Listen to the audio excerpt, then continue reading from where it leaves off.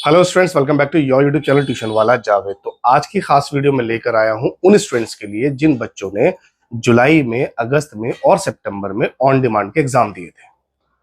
अभी जुलाई का रिजल्ट आ चुका है, अगस्त का रिजल्ट आ चुका है और सितंबर का भी रिजल्ट आ चुका है। कुछ बच्चे ऑन डिमांड के एग्जाम्स में पास हो गए, लेकिन कुछ बच्चे फेल हो गए।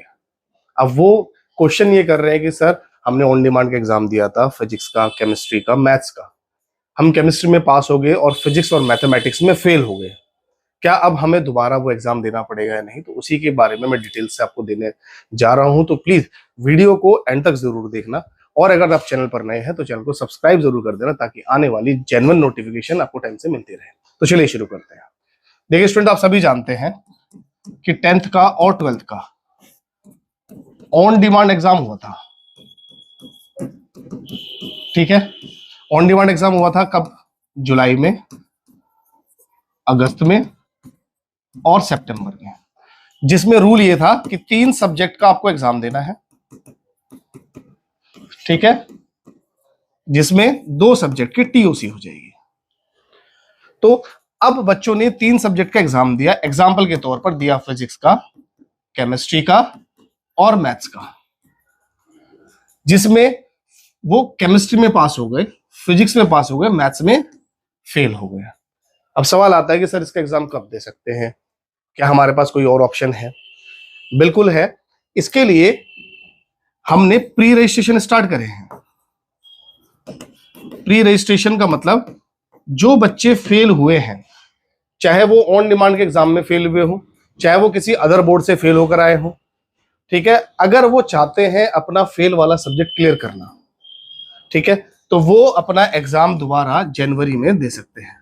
ठीक है, कब? 2025 में। जनवरी में इसलिए बोल रहा हूं, देखिए ये जो एग्जाम होगा ऑन डिमांड का, ये होगा जनवरी, फरवरी और मार्च। लेकिन मैं जो बच्चे फेल हुए हैं अभी हाल फिलहाल में, मैं उन्हें कहूंगा कि वो जनवरी में अपना एग्जाम दें, क्योंकि जैसे आप जनवरी 2025 में एग्जाम देंगे तो उसके 45 डेज के अंदर आपको रिजल्ट फिर से मिलेगा। ठीक है, 45 दिन ही लगेंगे। अगर आप मार्च में देते हो तो बहुत टाइम लग जाएगा, क्योंकि बहुत सारे बच्चे ऐसे हैं जो जेई का एग्जाम देना चाहते हैं, कुछ स्टूडेंट्स ऐसे हैं जो नीट का एग्जाम देना चाहते हैं, कुछ और हैं जो सीटेट का, किसी और चीज का एग्जाम देना चाहते हैं। ठीक है, तो अगर वो एग्जाम देना चाहते हैं तो जनवरी उनके पास एक और ऑप्शन है।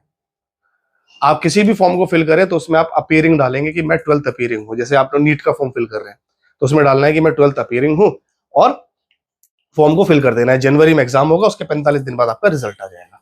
तो जब आपको डॉक्यूमेंट्स आपको लगाने होंगे, तब तक आपके पास आपकी मार्कशीट होगी। अब आता है कि ये क्या है, कि सर जी प्री रजिस्ट्रेशन क्या बोल रहे हैं आप? देखिए, आप सभी जानते हैं, मैं इसे बताना चाहूंगा कि अभी जब जुलाई में फॉर्म निकले थे, जुलाई, अगस्त और सितंबर में, इसमें हुआ क्या था, हर साल फॉर्म निकलते थे जून, जुलाई, अगस्त, सितंबर। इस बार जून में इन्होंने फॉर्म नहीं निकाले, जुलाई में फॉर्म निकाले। और सीट्स क्या हुआ था, आपको याद होगा कि सबसे ज्यादा बच्चे जुलाई में फॉर्म फिल किस लिए किया? ताकि जल्दी से एग्जाम हो जाए और जल्दी से रिजल्ट आ जाए। तो जुलाई में हुआ क्या कि 15 जुलाई को फॉर्म निकला और 16 जुलाई को सीट खत्म। कोई सीट ही नहीं बची। दूर दूर सेंटर पड़ रहे हैं, बहुत दूर दूर जा रहे हैं, घर के आसपास की कोई सीट ही नहीं बची। मेन सेंटर पर सीट खत्म हो गई, क्योंकि सीट कम निकाली, डेट कम निकाली इन्होंने, और सभी को चाहिए था जल्दी से जल्दी रिजल्ट, जिसकी वजह से ये गड़बड़ हो गया। उसके लिए भी मैंने एक वीडियो बनाई थी कि सीट इस बार बहुत कम निकलने वाली है। ठीक है, जल्दी से जल्दी अपना रजिस्ट्रेशन करवा लीजिए। तो मैंने पिछले साल के अभी मैंने इसमें जुलाई में क्या किया था कि प्री रजिस्ट्रेशन कर ली थी। प्री रजिस्ट्रेशन मतलब जिस बच्चे के डॉक्यूमेंट्स मेरे पास आ गए, जिस बच्चे की पेमेंट मेरे पास आ गई, उन बच्चों का पहले एडमिशन हुआ। तो इसी तरीके से इस बार भी यही होने वाला है। ठीक है, आपको पता है कि जनवरी में 2025 में आपको एग्जाम देना है, तो इसकी सीट बुक करनी है आपको। तो जिसके लिए मैंने बोला कि प्री रजिस्ट्रेशन करा सकते हैं आप, ताकि जैसे ही दिसंबर में सीट को बुक करने का टाइम आए तो सबसे पहले उन बच्चों की सीट बुक होगी जिनके डॉक्यूमेंट्स और पेमेंट हमारे पास होगी। तो जो बच्चा मुझे डॉक्यूमेंट्स और पेमेंट अभी सबमिट कर देगा, तो दिसंबर में सबसे पहले उन्हीं बच्चों की सीट बुक होगी जिनके डॉक्यूमेंट्स और पेमेंट मेरे पास रहेगी। सबसे पहले अगर आज एडमिशन है, मैं पूरी टीम को लगा दूंगा, उसी दिन, एक दिन के अंदर अंदर आपका एडमिशन करूंगा।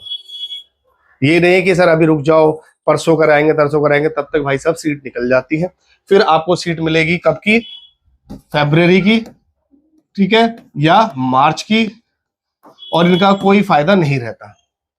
एग्जाम तो दे सकते हो इसमें भी, लेकिन कोई फायदा नहीं रहता अगर आपको हाल फिलहाल में ही अपना नीट का या जेईई का एग्जाम देना है, क्योंकि इसका रिजल्ट भी लेट आएगा, एग्जाम भी लेट हो रहा है, ठीक है, तब तक आपके फॉर्म वगैरह भर के सब कुछ खत्म हो चुका होगा। तो लास्ट ऑप्शन है जनवरी, उसके लिए प्री रजिस्ट्रेशन मैंने किए हुए हैं। आपको एक और चीज मैंने बताई है कि भाई डायरेक्टली आपकी बात मुझसे होती है, ये नंबर सेव करो, 9540851119, ये नंबर सेव करो, ठीक है। किस नाम से? जावेद सर, ये मेरा नाम है। मैं आपको हर वीडियो में एक चीज बोलता हूं कि जो भी बात आपकी होगी वो मुझसे होगी डायरेक्टली, किसी स्टाफ से नहीं। अगर आप ट्रस्ट करके मुझे देख रहे हैं तो आप ट्रस्ट करके ये भी चाहेंगे कि बात भी आपकी मुझसे हो। बहुत सारे यूट्यूबर्स हैं, बहुत सारे काउंसलर हैं जिनकी कंप्लेंट्स बहुत आती हैं कि सर हमने मैडम से बात करी, आज उनको हमने डॉक्यूमेंट दे दिए, पेमेंट के लिए सर से बात हुई, उनको हमने पेमेंट कर दी, फिर आगे के प्रैक्टिकल के लिए किसी और से बात हो रही है, तो हमें कंफ्यूज कर दिया, हमें समझ ही नहीं आ रहा। वो बार बार रिपीटेड एक ही क्वेश्चन पूछते हैं, हाँ जी कौन सा एडमिशन लिया था, किस सर से बात हुई थी। 10 लोगों से बात कर रहे हैं, जिसकी वजह से आप जब तक समझा पाते हो उनको, या वो आपको समझा पाते हैं, तब तक कि क्या हो जाता है, सीट क्लोज, एडमिशन क्लोज, और आप परेशान हो जाते हो। तो यहां पर आप देख भी मुझे रहे हैं वीडियोस पर भी, और बात भी आपकी मुझसे ही होगी। ये नंबर आपको सेव कर लेना है। इस नंबर पर आपको अपने डॉक्यूमेंट भेजने हैं। डॉक्यूमेंट्स में आपको क्या क्या भेजना है इसके अंदर? अगर 12th का फेल वाला स्टूडेंट है तो अपना आधार कार्ड, जिसने कहीं से एडमिशन भी ले रखा है वो भी, उनकी भी बोल रहा हूं, सबको जो भी प्रोसेस है वो पूरा मिलेगा। आधार कार्ड, अपना फोटो, अपना सिग्नेचर, ठीक है, अपने सब्जेक्ट्स के नाम, किन सब्जेक्ट का आपको एग्जाम देना है, 10th की मार्कशीट और 12th की मार्कशीट, कौन सी? फेल वाली, ठीक है, ये आपको मार्कशीट सेंड करनी है। क्लियर हो गई बात? तो जो बच्चे 10th में या 12th में, 10th के लिए भी मैं बता देता हूं, सेम ही प्रोसेस होता है। 10th में भी आधार कार्ड, फोटो, सिग्नेचर, जो सब्जेक्ट में फेल हो वो, और आपके 10th की फेल मार्कशीट, ये आपको सेंड करना है। किस नंबर पर? फिर दोबारा लिख देता हूं मैं, 9540851119, ये नंबर है। इस नंबर पर आपको डॉक्यूमेंट भेजने। इतने सरल और सीधी भाषा में समझा रहा हूं, ना तो मैं कोई स्क्रिप्ट पढ़ता, ना ही कोई मैं एडिटिंग करता फालतू, सीधी सीधी वन टेक में आपको समझाता हूं।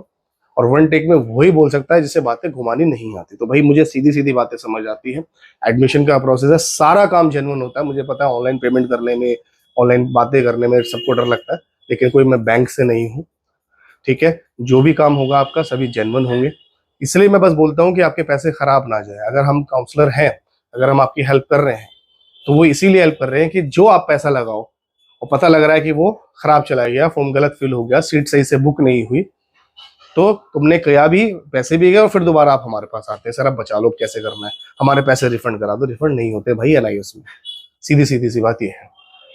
तो आई होप कि आपको बात समझ आई होगी। प्री रजिस्ट्रेशन के लिए जल्दी से जल्दी कांटेक्ट करें।